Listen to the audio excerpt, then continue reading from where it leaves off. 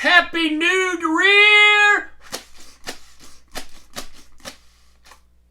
I really thought this was one of the ones that made noise. Oh well, welcome to this week's episode. Real quick, fun idea for you. Record the ball dropping on New Year's Eve. Well, a little late for that, right? But next year, record it. And then if your friends ever come over to your house and drink and get drunk, pop that tape in and be like, Happy New Year, everybody! And they're going to be like, what? Yeah, New Year's? I'm really drunk. That's a fun idea, right? It's not my idea. Anyway, try it. Get back to me in a couple years. New year, new day. But we're talking about decades today. Decades and decades of horror. It's been around a long time. I'm going to discuss each decade and what was happening then. So it's a lot to remember. Let's get started. I'll try not to blow it. I really wish that made noise.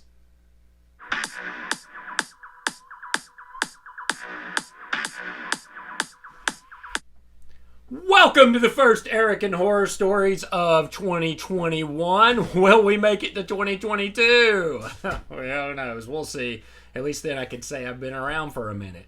And speaking of something that's been around for a minute, horror. Horror's been around longer than I've been alive, and that's a long time. In fact, pretty much 100 years now it's been around. It really started taking off in the 1930s and kept expanding over time until it's a huge business now. I mean, it's everywhere. Who would have guessed?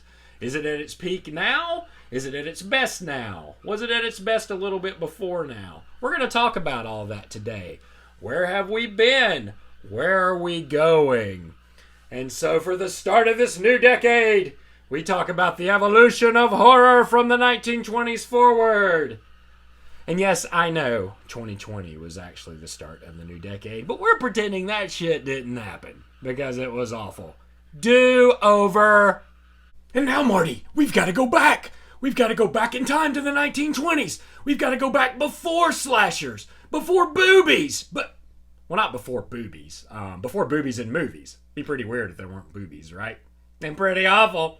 But before gore, before mutilations, before human centipedes. Actually, I kind of wish we always lived in a time before human centipedes. But hey, what you gonna do? Let's get started. Disclaimer, thoughts and opinions are my own. If you feel differently, you are wrong. Today we're going to do quick hits of movies from the 1920s forward. Just going to mention a few movies. It's not meant to be an exhaustive list or the list of every great movie within a decade. Just going to do quick hits, tell you a little bit about what was going on that decade and the movies that happened, and then move on. I mean, you don't want me to go into detail about 100 years of movies, do you? Well, if you do, you're going to have to pay me. So we're going to get started now with the 1920s.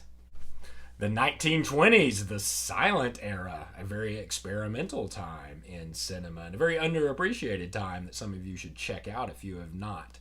Three great examples of horror movies from the 20s: Nosferatu, The Hunchback of Notre Dame, and The Phantom of the Opera. The 1930s, horror establishes itself, and it starts to reflect the times around it, such as the Great Depression. Movies were a real source of escape back then, and some of the ugly fears would start bleeding into the movies we see, and that would continue on for the rest of time until today. So what we had during the 1930s was kind of twisted fairy tales. Dracula, Frankenstein, The Bride of Frankenstein, and King Kong. The 1940s, wartime across the world. World War.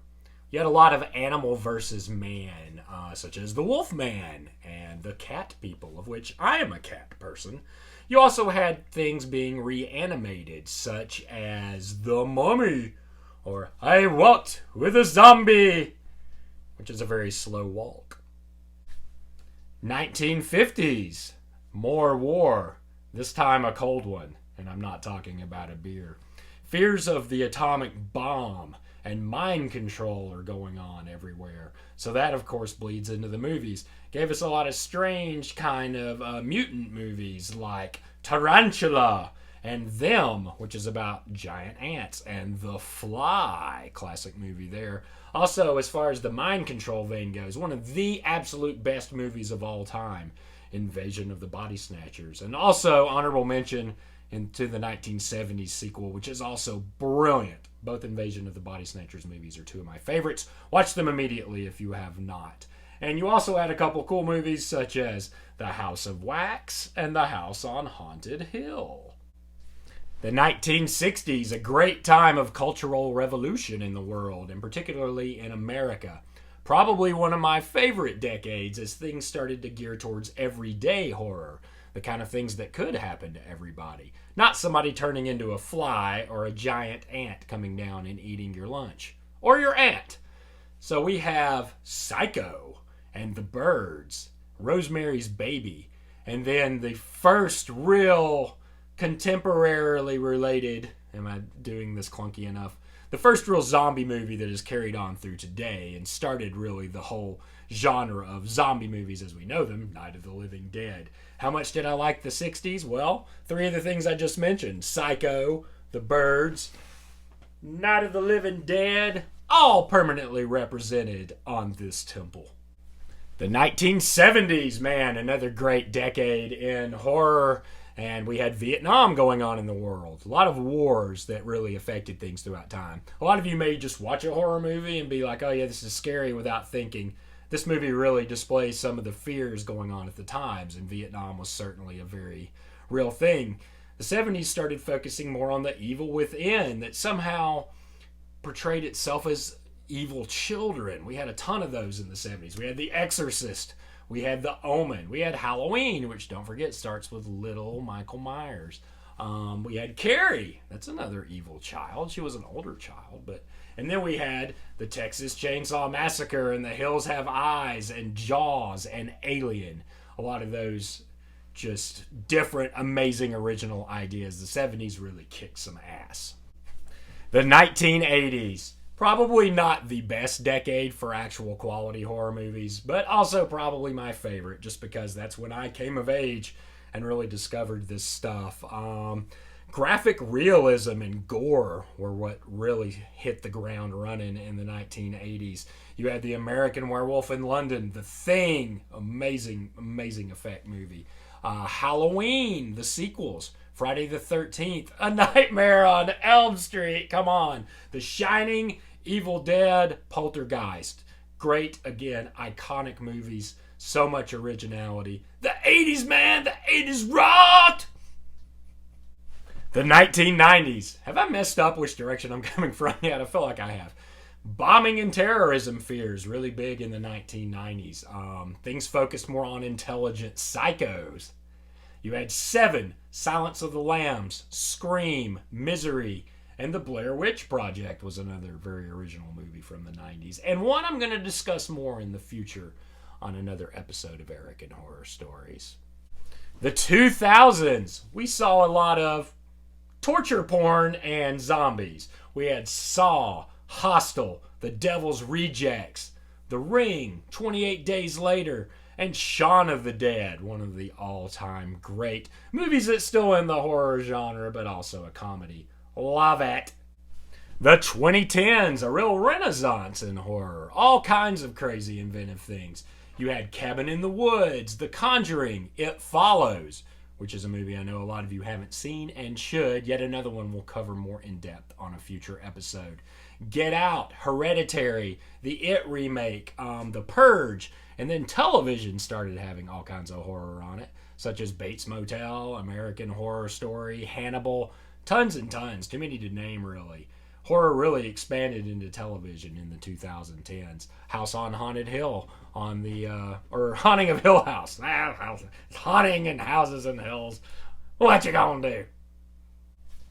So, the 2020s, present day. Things are getting kind of interesting and redundant. Not only do we have sequel palooza looming in the future, but we have so many remakes, more than you guys even know. Probably remakes I'm going to name in a minute. They're going to make you go, oh no, really? What do we have coming up? We have Halloween Kills, Candyman, Quiet Place 2, Forever Purge, another Conjuring, and Amityville. And some of these may have already happened. I'm just naming all the ones that are relevant right now. In production, I have done some research. I've done some drinking. I've done some research, and I do believe all these movies are currently in production. Nightmare on Elm Street remake, Exorcist remake, Hellraiser remake, Howling remake, Salem's Lot remake, Texas Chainsaw Massacre remake. Oh, and also sequels to Scream and Trick or Treat, which I'm a little bit higher on those. All right, I got to tell you guys, there have been some really great original movies made over the last few years. I mean, the last 100 years, right? But the amount of remakes is getting out of control. There is obviously a remake obsession in Hollywood. Unfortunately, they make at least a little bit of money all the time because people are going hoping that this product is improved on or updated in a great way. So they keep making them because they keep making money, but a lot of these don't live up to the original. And 3 of those I just named, just to single those out: The Exorcist, The Texas Chainsaw Massacre, and Elm Street. You are not going to make those better. You can make them with better effects. You can shoot them in better ways. Technology is so much better now, but you're not going to make those movies better. And I'm already biased against them going in. They may still be great, but I don't know why we're doing these again. We're reinventing the wheel. We need to move on and do original ideas again. We've had so many amazing ideas, like I said, over the last 100 years. Are there none left? Who amongst you will rise up and write something different than another fucking Leatherface remake? Regardless, right now we've got to hope the industry just survives COVID. I know it's hurting. They still are making movies. Movie theaters are hurting really bad, though. I know studios are hurting. I hope we make it through all this. I guess remakes of everything is better than nothing, so at least we'll have that, I guess. Speaking of remakes, I will be back next week, remade into something more amazing and handsome. Or not. You know what? They can take it from me. You can take this show from me. You can put somebody more handsome here. No matter what you take from me, you'll never take away my dignity. Because the greatest love of all... I hate Whitney Houston. Why am I doing that? Next week, I'm going to teach you guys how to do something. And I'm not just talking about looking like a douche on YouTube. See you then. Well, that was kind of abrupt, wasn't it? That's another episode of Eric and Horror Stories. I hope you enjoyed your New Year's Day edition of Eric and Horror Stories, where we went over some decades. In 100 more years, we'll recap 2020 to 2120. And that's going to be a lot of fun, and I will be 146 and probably slightly hard to understand. So bear with me. So now, for real, we will go with a proper sign-off. Next week, I will teach you how to do something. I will teach you something other than how to be a douche on YouTube. Welcome, all. This is a special New Year's Day episode. Welcome to the first Eric and Horror Stories of 2021. Eric here. The 1920s, the silent era, really an experimental time in cinema. We had The Hunchback of Notre Dame, Nosferatu, and I only had to remember 3! I couldn't remember 3 things!